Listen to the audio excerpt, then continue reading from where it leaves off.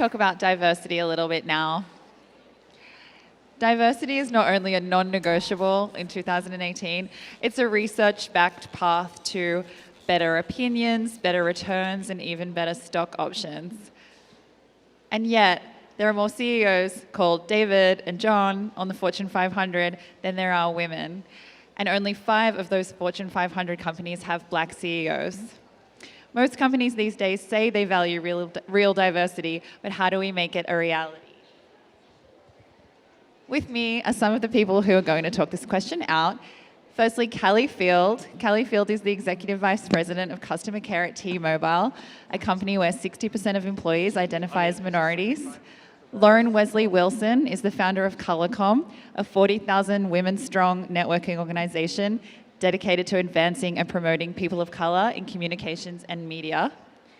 And Aaron Rose is an educator, writer, and coach committed to conscious culture design. He trains companies and individuals in inclusivity, true diversity, and healthy masculinity in the era of Me Too. Thanks for being here, everybody.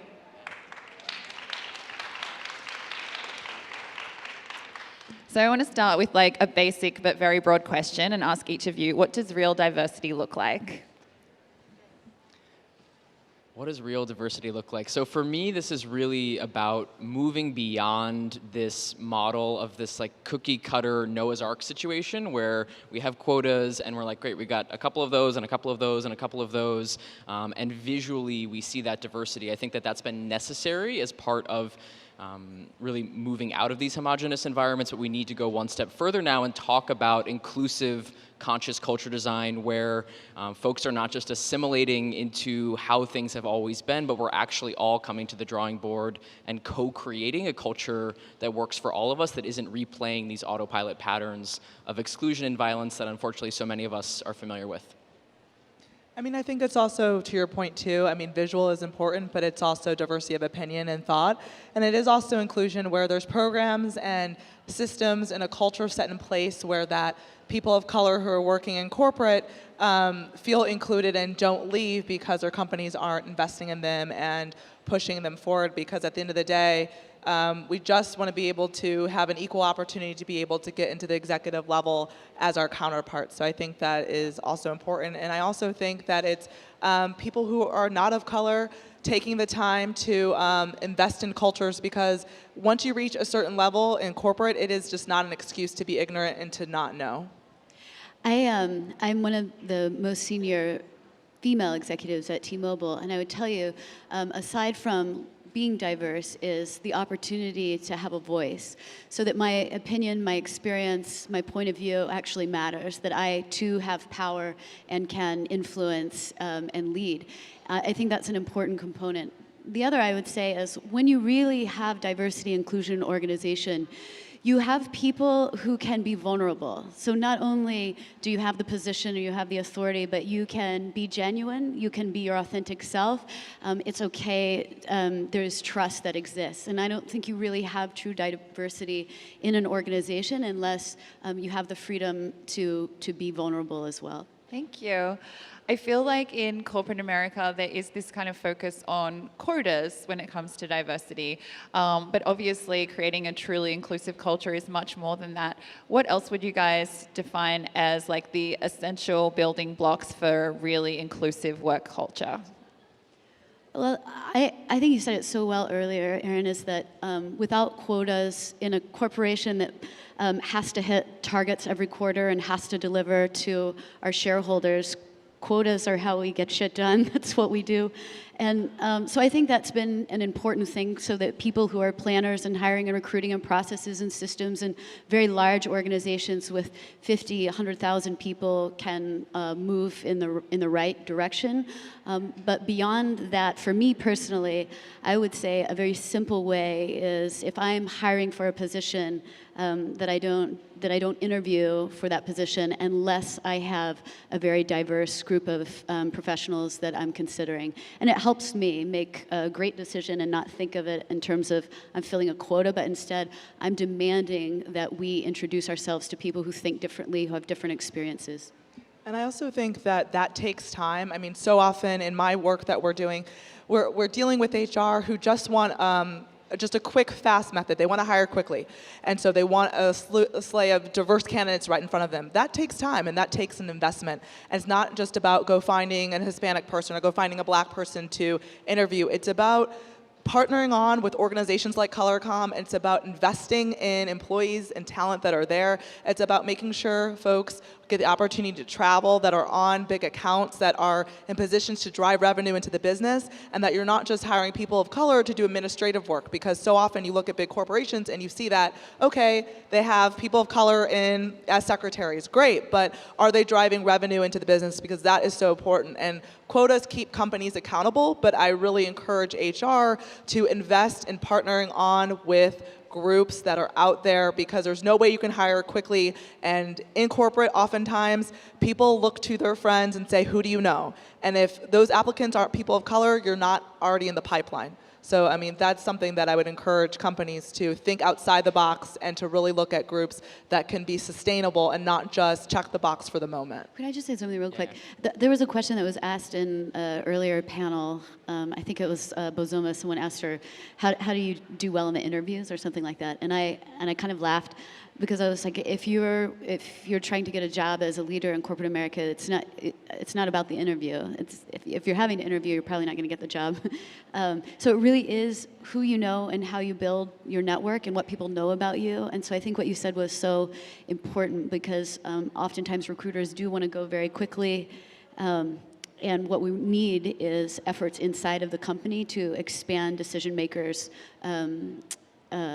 network, so that they actually know talented folks. Sounds like that's what you guys do. Yeah, I think that everything that both of you said is so resonant for me. And when we think about quotas, it is this way of speaking truth to the situation that exists and giving ourselves that language to say this is how it is and to hold folks accountable. But if we are talking about numbers, I'm more and more encouraging my clients to focus on diversifying the pipeline, focus on diversifying who ends up in the room for the interview rather than who's hired from the interview, giving yourself that broader pool to pull from. And also talking about culture fit. How can we collectively redefine culture fit, so it's not just this person feels like they fit because they're like me, but actually having an explicit way of broadening that so there's more room for everybody.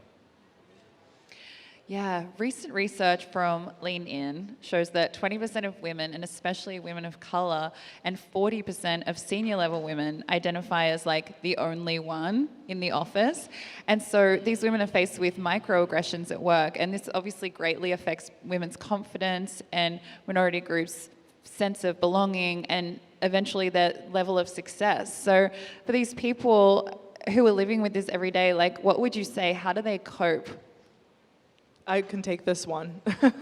I mean, my background is, I worked, before launching ColorCom, I was working in an environment, I was working for a WPP company in the communication space, and I didn't see one person of color in leadership. I was the only one working in the business of PR as an account executive at the time, and I felt alone. And I also wondered, okay, I cannot be the only black person who does public relations for corporate, but I don't know my peers, and I certainly don't know anyone in this company who looks like me. So in the company and the environment, I experienced a lot of loneliness, a lot of microaggressions, a lot of can I touch your hair, a lot of things that were deemed inappropriate. We had unconscious bias training. Well, that's lovely. It's just so you can have training to tell you whether or not you're racist. I mean, there really needs to be programming set in place. I mean, microaggressions, you can't get away from them. You can only, I think, for me, kindly share or point out, but it's something that it's human nature and it happens so often.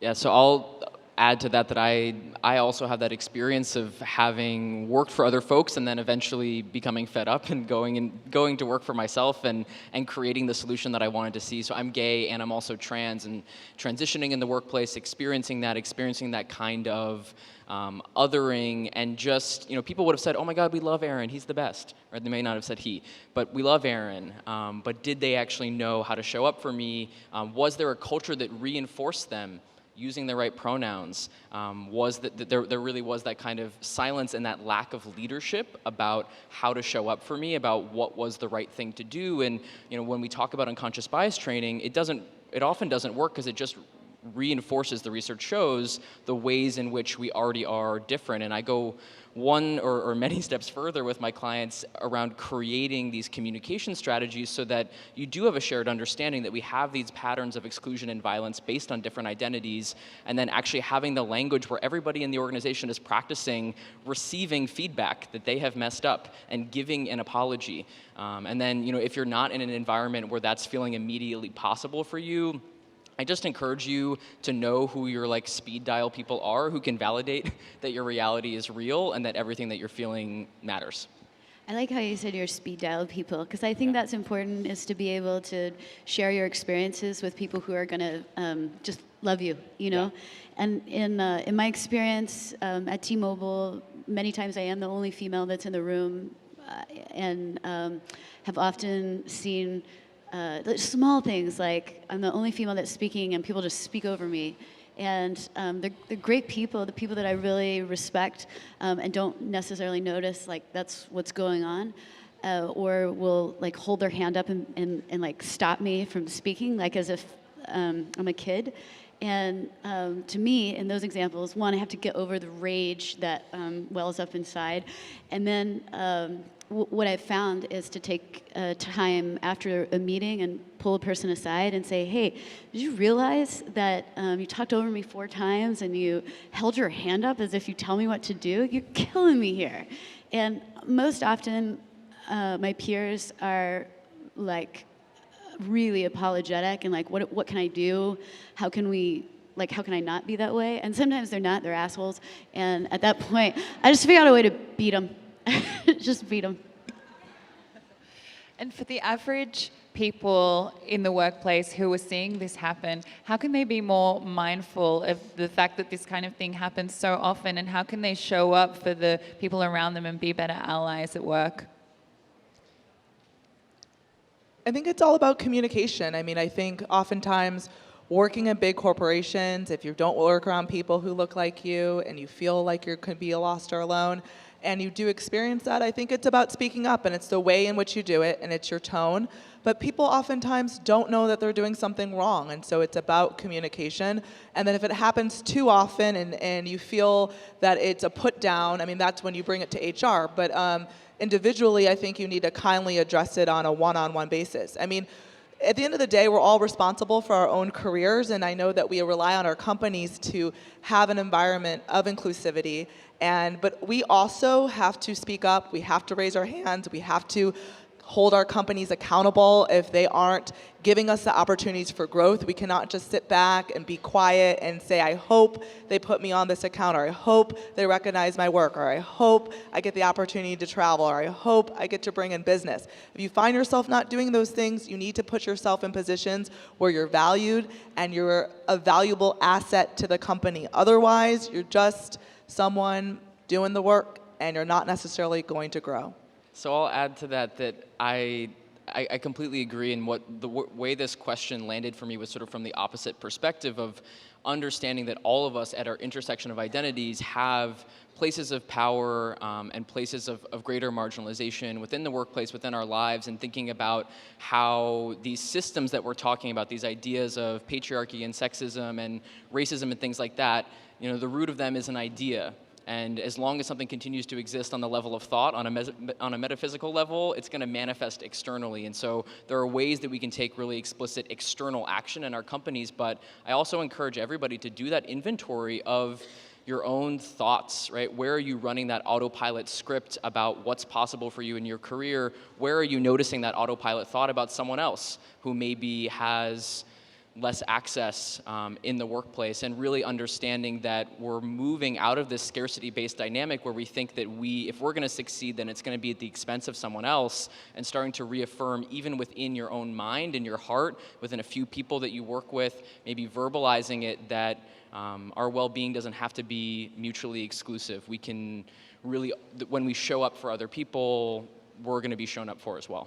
Aaron, I want to talk to you about toxic masculinity. Let's do it. Right. So a lot of these inclusion problems stem from this unchecked power of white cishet masculinity. And a lot of us subscribe to that ourselves without even necessarily realizing it. So how can we all go from kind of this culture where toxic masculinity is the norm to like a more conscious masculinity?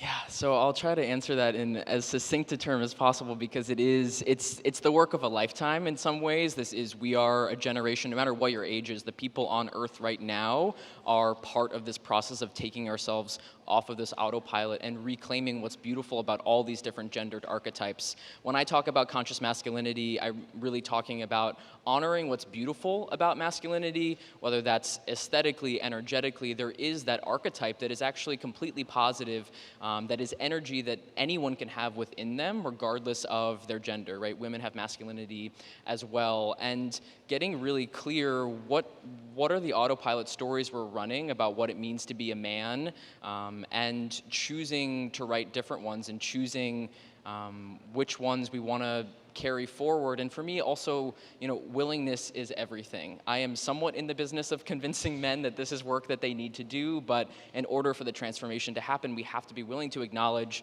that the way we're doing gender right now isn't working for us, even if it's showing up as not working for us simply because we're really overwhelmed about how much women are talking about gender right now. Yeah, thank you. What's an example of something that you guys have done in your own workplace, and this is your life's work in a way, like largely, but something that you've done to like hold space for people with different lived experiences, or rather, like if it's easier to answer, what should other people do, and what do you wish you saw more from other people when it came to being inclusive, people in leadership positions? Like, what would you tell them? I think I mentioned this the last time we were talking at Girl Boss Rally. I had an experience where one of the colleagues on my team sexually assaulted me, and for a long period of time, I was new to the team, and I was really mortified and didn't know what to do, didn't want to lose any power on the team, didn't really know the dynamics as they existed, and perhaps most critically, I didn't know what my boss or the CEO, I didn't know what they would think about me coming forward. So this was like right at the beginning of the Me Too movement. And if nothing else, hearing women share their stories, and men, about their abuse and assault, and seeing corporations, leaders in corporations take responsibility or make decisions that heretofore had not been bold enough or public, was really encouraging to me. Had the opportunity to share that story, my own story, with my boss, and saw our leadership team rally around me and remove the person from the leadership team from the company. And to me, I learned so much about telling the truth about what your experience has been, having the courage to do so. And then to my male colleagues saying, you guys as senior leaders of this company have got to talk about your opinion of these actions. People need to hear you say what you believe. It's not good enough as a leader for you to know you do the right thing or believe that you would oust someone who had discriminated, assaulted, harassed, or belittled someone because of their status. It is not enough. You have to speak about it. People need to know so that it creates an environment where you can tell the truth, where you can be who you are.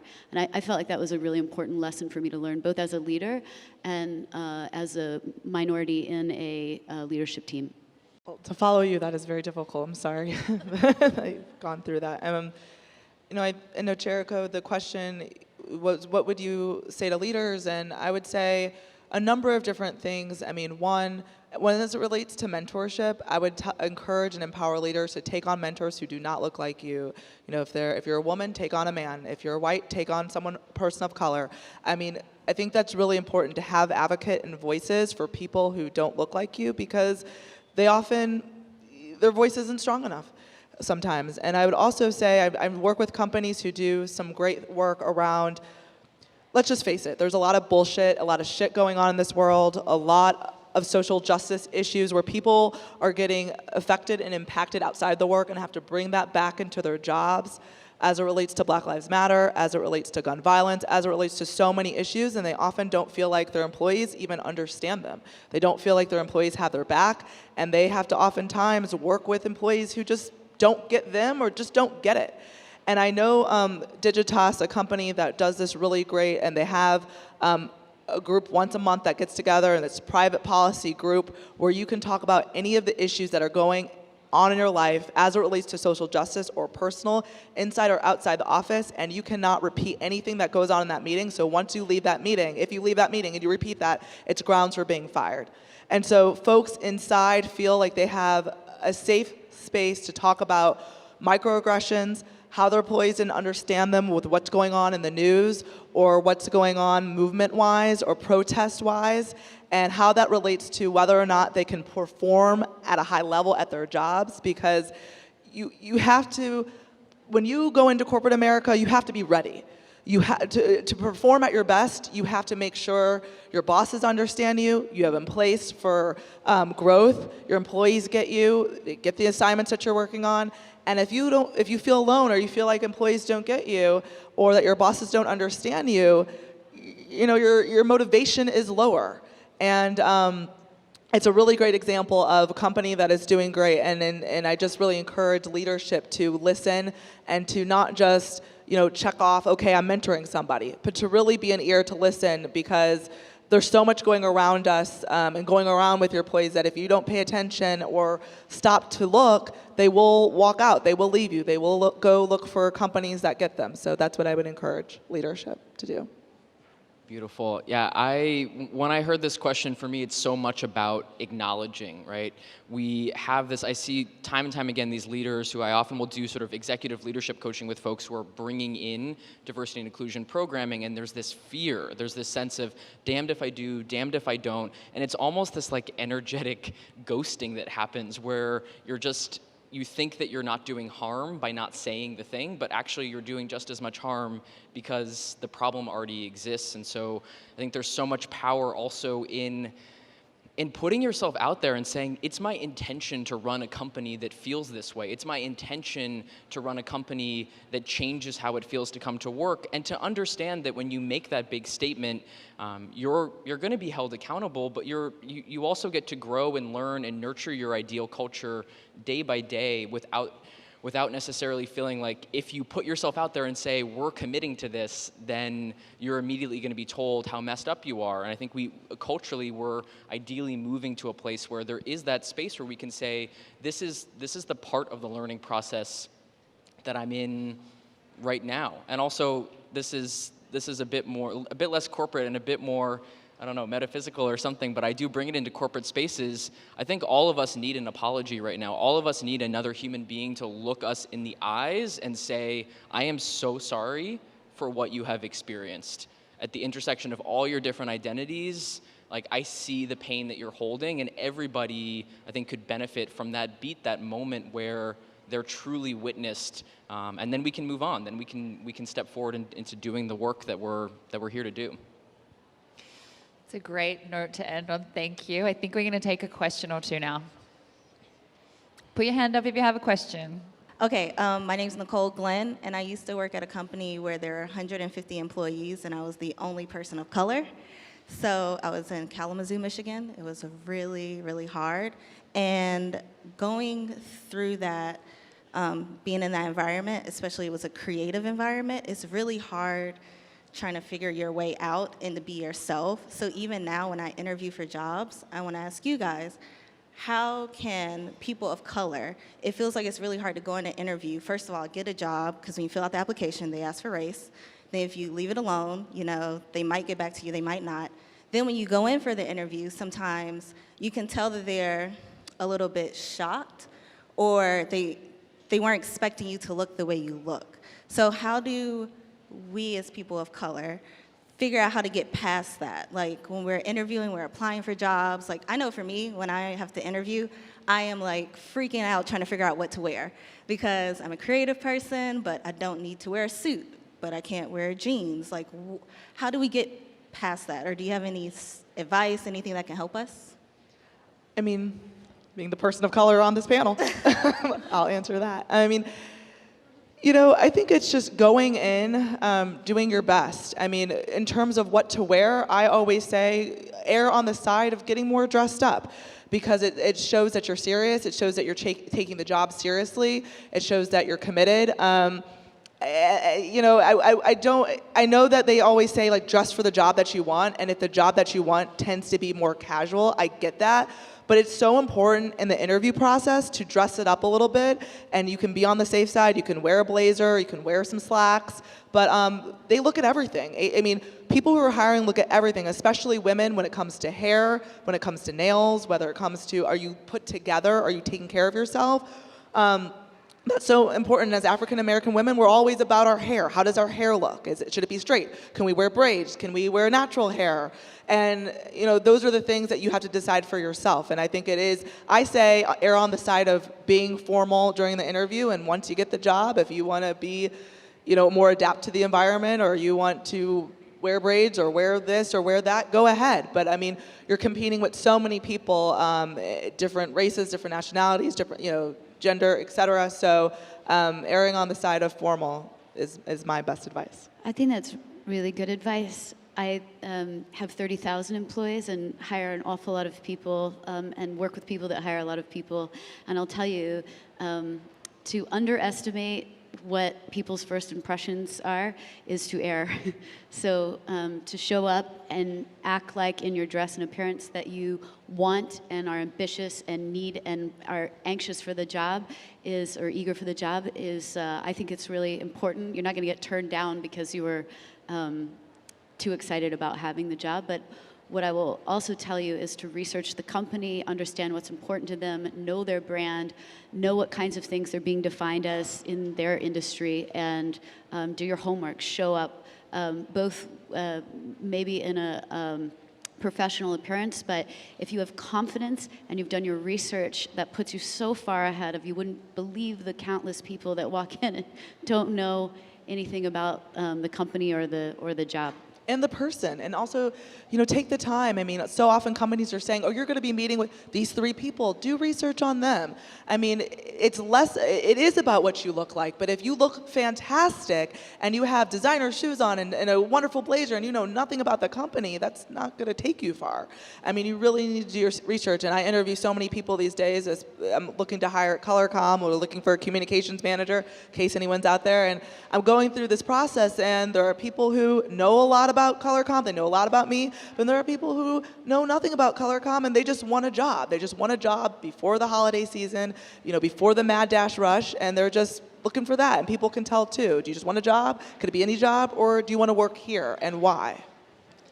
And the leadership coach in me just wants to say that to trust your gut as well. I think this is really amazing advice, and also it's not even necessarily my place to assess whether or not that advice is resonant. But if you find yourself going on these interviews, dressing the part, showing up with that enthusiasm, but you feel like there's a part of you that's like dying inside and isn't being expressed, like give yourself that space, even if it's 15 minutes with your journal or with like your voice note on your phone, to talk about how do you want to feel at work, and to just let that sort of pot boil on the back of the stove there where that dream job is cooking up, and trust that there should be and can be a place where you can bring all of yourself.